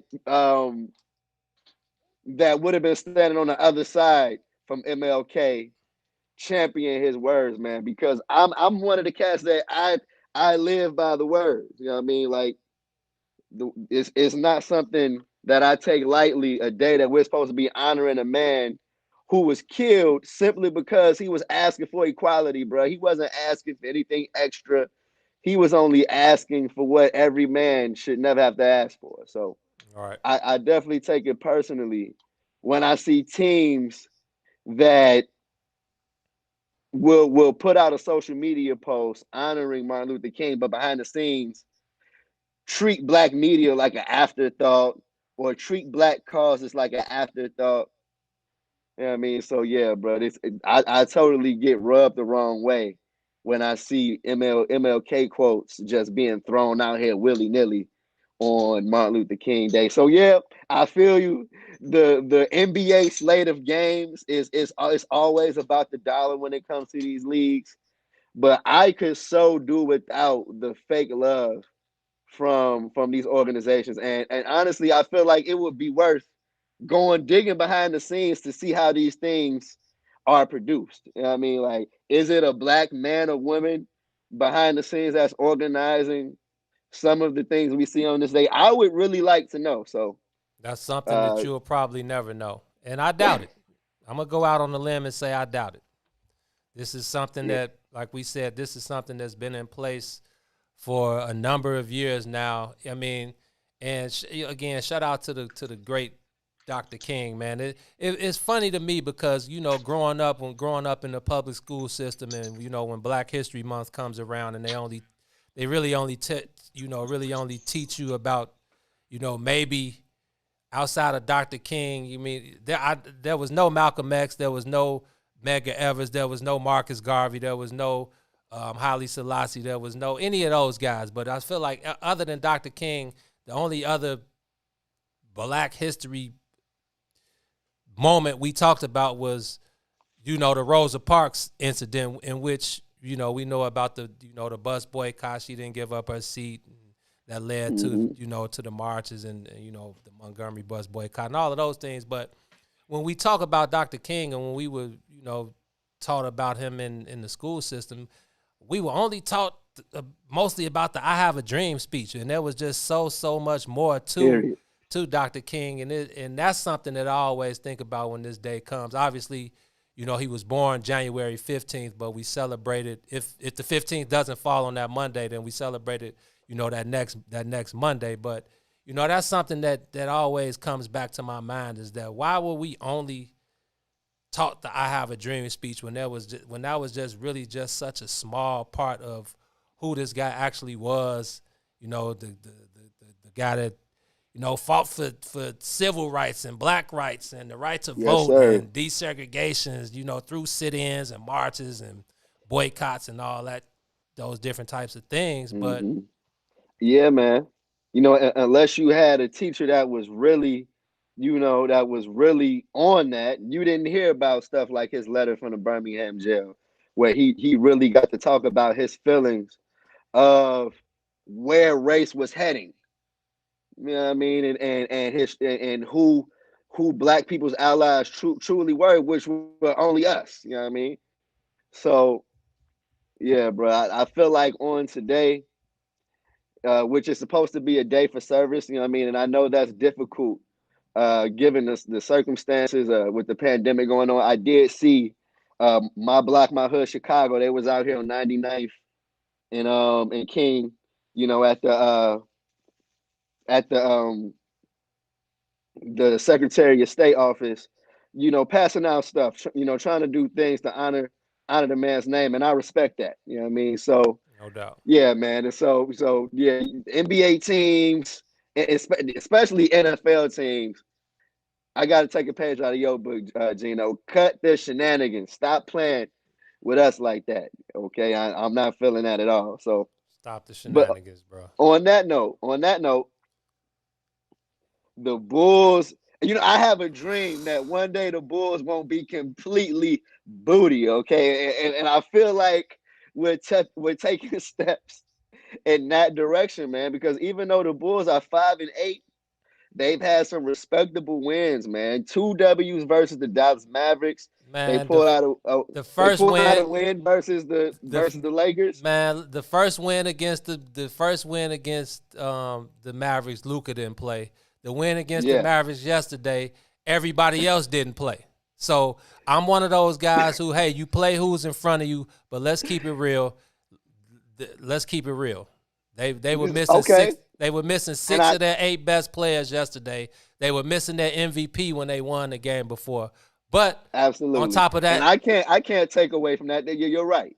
but they did win the game, and that's all that matters. So I will give you that. But I saw some But see comments now, yesterday, and it's like, stop, guys. Let's keep it a buck. They got the W, but let's not act like Tim Hardaway Jr., Dorian Finney-Smith, Maxie Kleber, Josh Powell, Josh Richardson, Jalen Brunson, Brunson, the whole yeah, the core of the team. Like, but again, you play who's in front of you, you win the play who's game. in front of you, and they were coming off that terrible loss Woo! versus Oklahoma City, where they were up by a dub. It was looking like it was going to be probably the best win of the year. It ended up being one of the worst. They just took their foot off off the gas. They showed that they were a young team that is still learning how to win. I totally feel like the way they came back and won the next game deserves a bunch of credit. I think for the longest time, that loss would have been the start of a losing streak. You know what I mean? Instead, they came back and snatched a W in the next game. I feel like Billy Donovan is obviously having an impact on this young team. And even though they still have some of their age-old questions, like they still need a point guard in the worst way. You know what I mean? Because I was watching the game a couple of days ago, and I'm like, they need Thomas Satoransky, and that damn near blew me. I'm like, I shouldn't be over here wishing that Tomas Satoransky was in the At all. lineup. At all. That's But I feel like Kobe White will do that. Watching him will do that to you, and that's no knock on Kobe. But I feel like he's obviously a 6-man slash score off the bench. I feel like that role is eyeing Kobe White down. You know what I mean? So the Bulls still need a starting point guard, but I love what I see from Zach that's outside of the last couple minutes of the game. I like how Laurie has come back in his 2 or 3 games since he's been back from injury. Man, And Laurie was huff as hell that first game. Yesterday he came back Larry because was, but he you was. could expect that. Yeah, but that's what I'm saying. But then if you look at Laurie's history in Dallas, he's got this history of playing well in Dallas because he wants to be in Dallas, which is where I expect him to be next year with a 4-year, $60 million deal. So why not trade him now and get something for him before he walks? But I do agree with you, man. I feel like Billy Donovan is obviously getting his point across to these guys, and it's definitely taking effect. I'm with you. I think they have definitely played much better than I thought they would have from the start of the season. A lot of that goes into what we just said. You know, a lot of the NBA COVID protocols with guys, you know, the contract tracing and guys being in close contact with others who've come down with the virus. So them having to miss games and quarantine and doing all of these type of things. So, I mean, the Bulls have been hit with it as well with Laurie and Hutch and Archie and a few other guys missing time. So it's going to go around the league all the way. But, you know, I still feel like, I mean, obviously we need a point guard. I feel like Kobe White is a talented player. He can score the ball. I think he needs to take a page out of the Joe Dumars style of play. If he's going to be this 6'3", 6'4", maybe not necessarily point guard, but combo guard. If you know about the Detroit Pistons and Isaiah Thomas and Joe Dumars backcourt, you know, JD, he wasn't necessarily a point guard, but he was a combo guard. So if they needed him to play the one while Zeke was taking getting the break on the bench, or if Zeke was hurt or whatever the case may be, Joe Dumars was a well-rounded enough player to be able to handle those duties. But I think that would be something that Kobe White could look into. Look at the way Joe Dumars played the game and the way he affected the game, and I think that could come out and bode well for him. I also think the reason they hired Mo Cheeks was to come in and give Kobe, you know, some of that game and, you know, some of the gems that, you know, he could pass on from being a world champion point guard and just some of the grit and grime. I feel like the Bulls, they lack dogs. They lack they lack those dogs. I feel like Thad Young, Garrett Temple has been a good signing so far. Contract year Otto has been coming up big lately. Zach LaVine, I feel the same thing you said. It's the same thing with Zach. Zach can score with the best of them. It's just I feel like he has the ball in his hands too much. Bringing the ball up the court, not necessarily being a point guard, but just being another ball handler and playmaker. And, when it gets down to crunch time, I still think Zach has that hero ball in him where it's like, man, you don't have to do all that dribbling. Use the pick and roll. If you can get your shot off going downhill, you can get your fadeaway off, you can get your step back three off, but you also have to trust in your guys and be able to make that the right play at the end of the game. So these are all learning things. Another thing that I don't really I'm and it's true, but I'm tired of and it's not necessarily an excuse because it's facts, but at this point in time when you got Laurie who's in his 4th year, Wendell in his 3rd year, Zach LaVine he's 25, but he's been in the league for 7 to 8 years. Now you got Thad, Otto, and Garrett Temple and those guys is the young team excuse. It's like, hey, man, how much longer are we going to use that? These guys, sometimes these guys are who they are. And it's like, I like the focus that they've shown under Billy Donovan's leadership. And they have played well, man, but I'm not going out on a limb like you and saying I'm enjoying watching this team play because I still think they're huff, to be honest with you. You know what? I feel like I see what Arturas Karnisovas. I feel like I see his impact. I feel like the fact that Garrett Temple has come over here and really played well is a real tip of the cap to new management. I mean, like they found a free agent that has come and been a positive, and I can't remember. The last time that's really been the case. Maybe Thad Young, but I feel like yesterday's game was a second unit win. I don't even think Kobe scored. He did until the third. He didn't score at all. He had 0 points. Yeah, wow, that's amazing right there that they was able to pull out a W. Kobe didn't score at all. I know Zach, he didn't put up his usual, 25, 26 points. I think he's 3rd or 4th in the league in scoring. Yeah, Zach had 10, he had 10 and 10. Yeah, I feel like that is what I've wanted to see from the Bulls from a long time. And although, yes, they're a losing team, they come out and they give 100% effort every night, which wasn't the case under Jim Boylan. True. I feel like when they lose, I enjoy watching Billy Donovan's press conferences because he gives clear, concise basketball reasons for why his team lost. Truth. And I feel like his young players are learning. I feel like Wendell Carter Jr. has gotten better over 5 games. Have you seen Wendell Carter shoot a 3? No. Thank you. Which is a huge plus. Thank you. I don't ever want to see him shoot 3s. Thank you, man.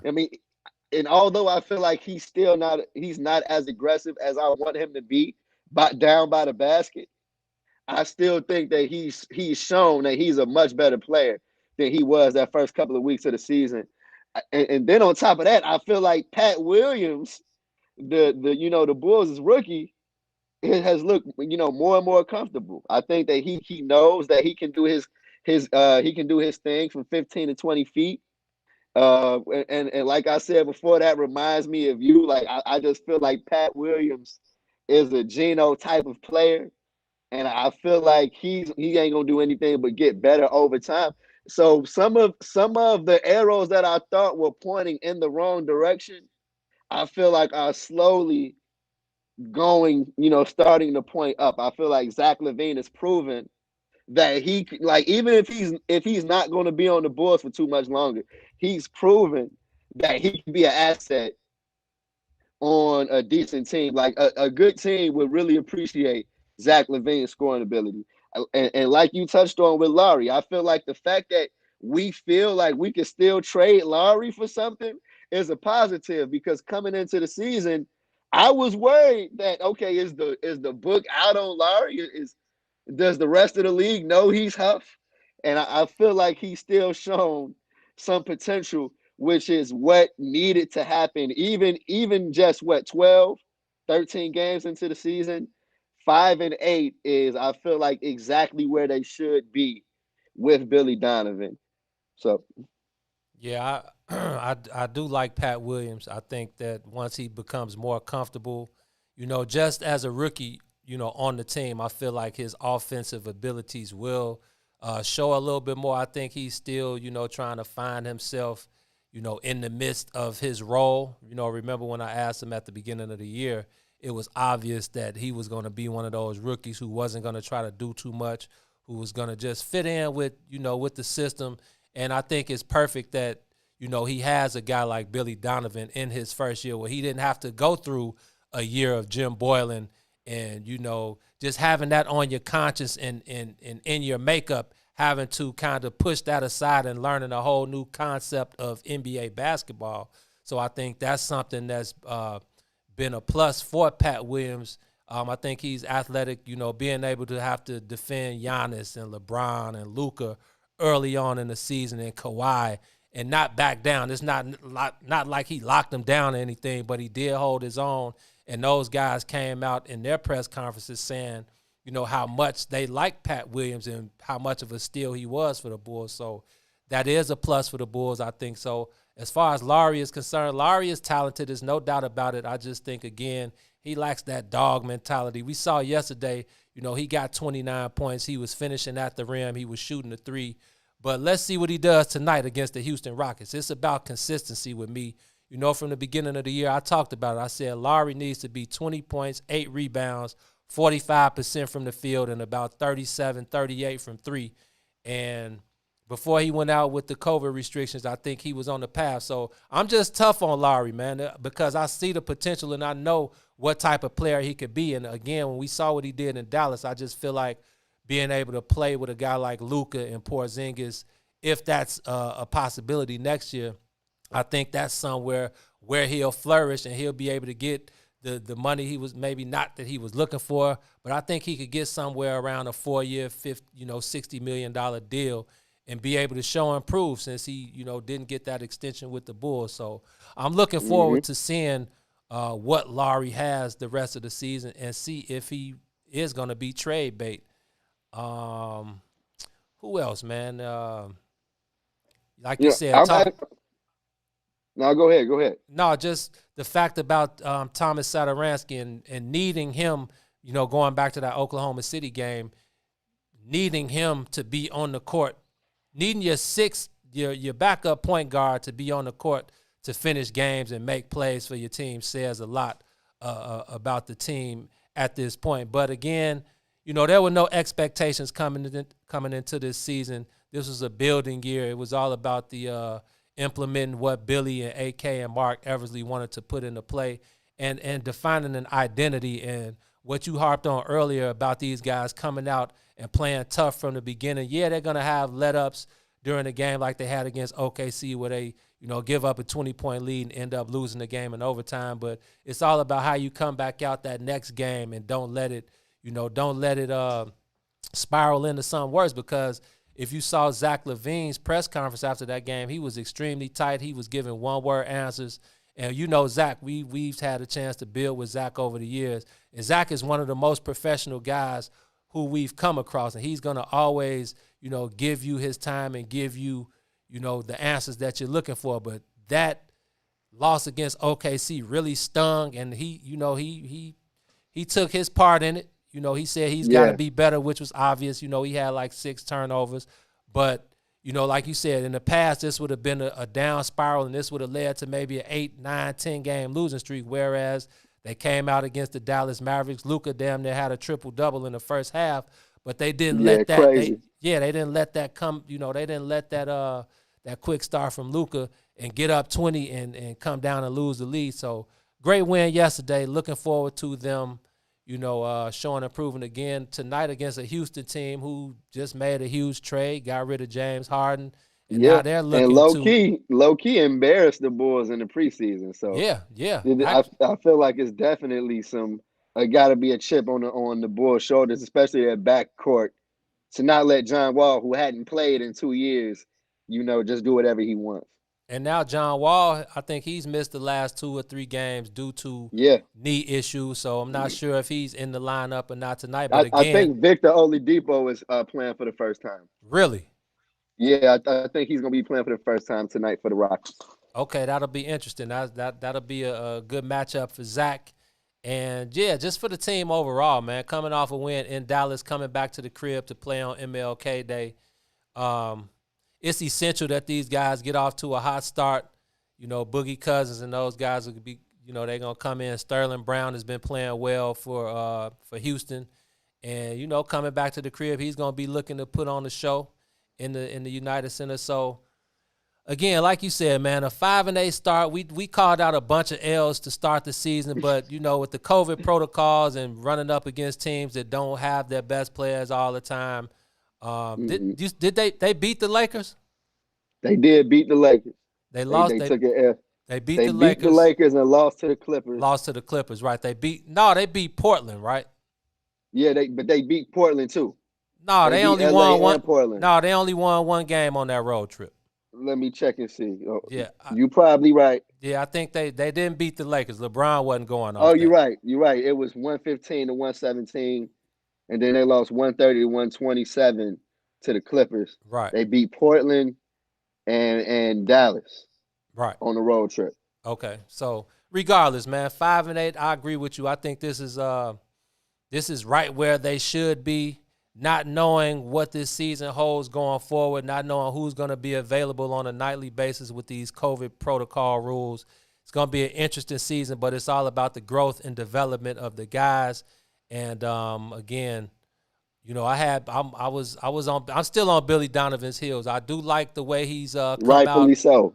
I do like the system that he's implemented and the way the guys have responded to it, but it's still a long way to go. And as long as we continue to see the growth and the development of the team in general, I'm happy with the way things are headed. But I'm not getting ahead of myself. I'm not going as far as some of these Bulls fan groups are going, talking about how exciting it is to watch these guys. And I see a lot of fandom taking over common sense out here. So, I'm gonna just leave it at that. It wouldn't be Bulls basketball if the Bulls fans wasn't taking it just a little too far. Yeah, it's the NBA, man. Somebody in the comments said they're all professionals, which is true. Yeah, the Clippers are supposed to be favored, and of course we think the Clippers are going to beat the Bulls by 10, 12, 15 points when they got Paul George, Kawhi Leonard, Lou Will, and all these other guys who are all-stars and those things. But this is NBA basketball. You never know what's going to happen when you come out there and give your all. So, man, who else? What are the other 3 games today? I know the Knicks. Who was the first game? It was the Knicks. The Knicks versus Orlando, which was a good game, Joe. The Knicks, they lost the lead late and ended up coming back to win it. Tom Thibodeau looked pissed. Yeah, but it was pissed. A great game. Okay. I'm watching Portland versus San Antonio right now. And then Portland versus San Antonio. Oh, I'm missing my boy. Missing your boy Dame. The Spurs just went on like a 12-point run. Okay. They're up by 10. Or they're up by 9, 47-38 over Portland. And then it's Minnesota versus Atlanta with Trae Young and the young guys over there, in the MLK jerseys and everything. I think they're on ESPN. But I'm holding it down with the bootleg cable. So bootleg cable. Shout out. And it's a bunch of games. You got the Suns versus the Grizzlies, the Bucks versus the Nets. And I think Kyrie is playing for the first time. So Kyrie, James Harden, and KD are getting it in. And then like we said, we got the Bulls versus the Rockets, the Pistons versus the Heat. It's a full slate of games tonight, man. The Lakers versus the Warriors to cap it off. So it's a 100% full day of NBA basketball today. Okay. Well, I'm ready to get back to it, man. Are you in the UC tonight? I'm actually not in the UC tonight. You know what I mean? That's something me and you got to talk about. But, no, we don't. Why did I? As soon as I said that, I heard that reply in my head before you said it. So no, it's all good. But the Lakers are in town on Saturday, so I think that's going to be a good one for you. So we'll see if LeBron plays. You know how these good teams have been treating the Bulls. They mess around and will take their rest day. But that's what, Taylor Horton Tucker, our boy Taylor, is going to be able to play on that United Center floor on Saturday night. So should be an interesting week in Bulls basketball. They had like a week and a half off. They was on break just like what's in it for the black people. They had a game postponed, and they ended up having a whole week and a half off. So And then so after tonight's game, they don't play again until the Lakers, right? yeah, they don't play again until Saturday. It's a super strange NBA schedule this year. Because then right after that, the Knicks are in town for one of those back to back. So they play the Knicks 2 times in a row coming up. So Tom Thibodeau will be back at the United Center screaming his lungs out. I'm looking forward to that one. Yeah, Tibbs got the New York Knicks playing hard. At least they playing hard over there. I see Julius Randle is having a monster year so far. Yeah, definitely. Everybody on the Knicks, real talk, you got R.J. Barrett looking decent. R.J. Barrett had a couple of clutch shots today to get the W, and I'm like, that's Tibbs right there working on the young cat. So, yeah, that's another shot at the Bulls. They should have never let Tom Thibodeau go, especially not for Fred Hoiberg, who, speaking of Fred Hoiberg, he just came out and said he tested positive for COVID-19, and everybody knows, it's well documented. Oh, his man. the health issues that he deals with. So he said he's taking some time away. So we're definitely hoping that Fred Hoiberg is okay. But yeah, it's been a rough last few years as far as NBA. I mean, as far as Bulls coaches go. And I'm sure everybody in Chicago is always happy to see Tibbs succeed. So yeah, I know we all still keep our eye on those old Bulls players.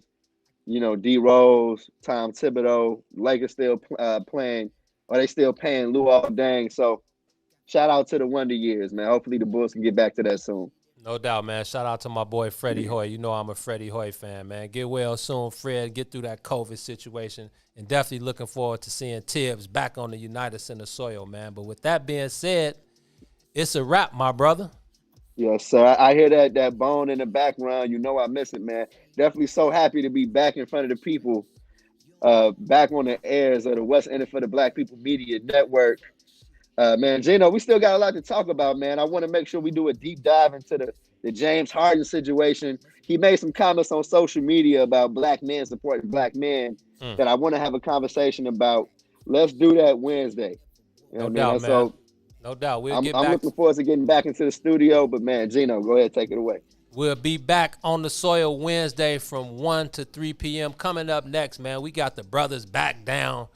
I said what I said. Cousin 2, our main man Herb Howard, intellectual thuggery at its finest every day, Monday through Friday, 3 to 6 p.m.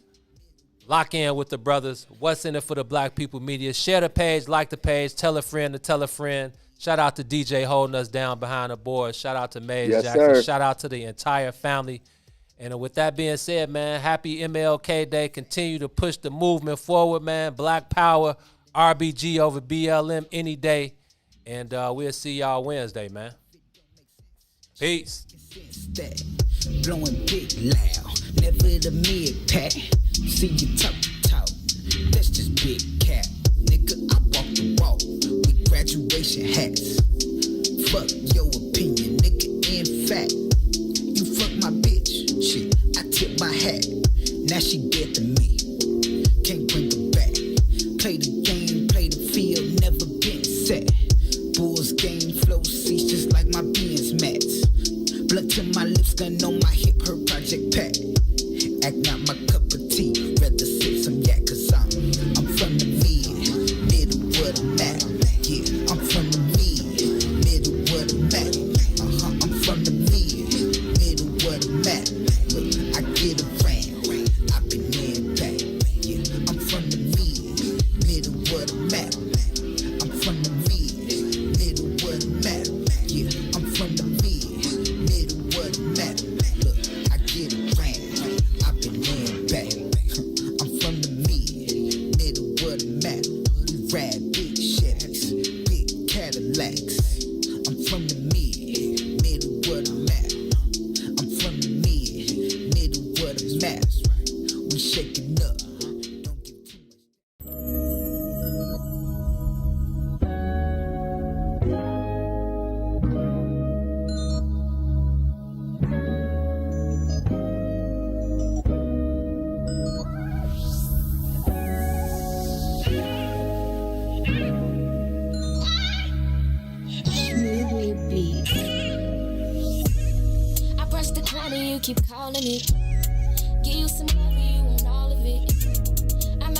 fucking nigga, get a grip. I'm just trying to touch a million, you just wanna coexist. I say you clingy and you contradict. Give you my heart, you think it's counterfeit. Give you my word and you won't trust in it. What's the point of loving me if you don't know what trust is? I need the ease you give now. Please don't back down on me. And I know you've got the attention I need. Put your pride aside for me. Oh, 'cause I need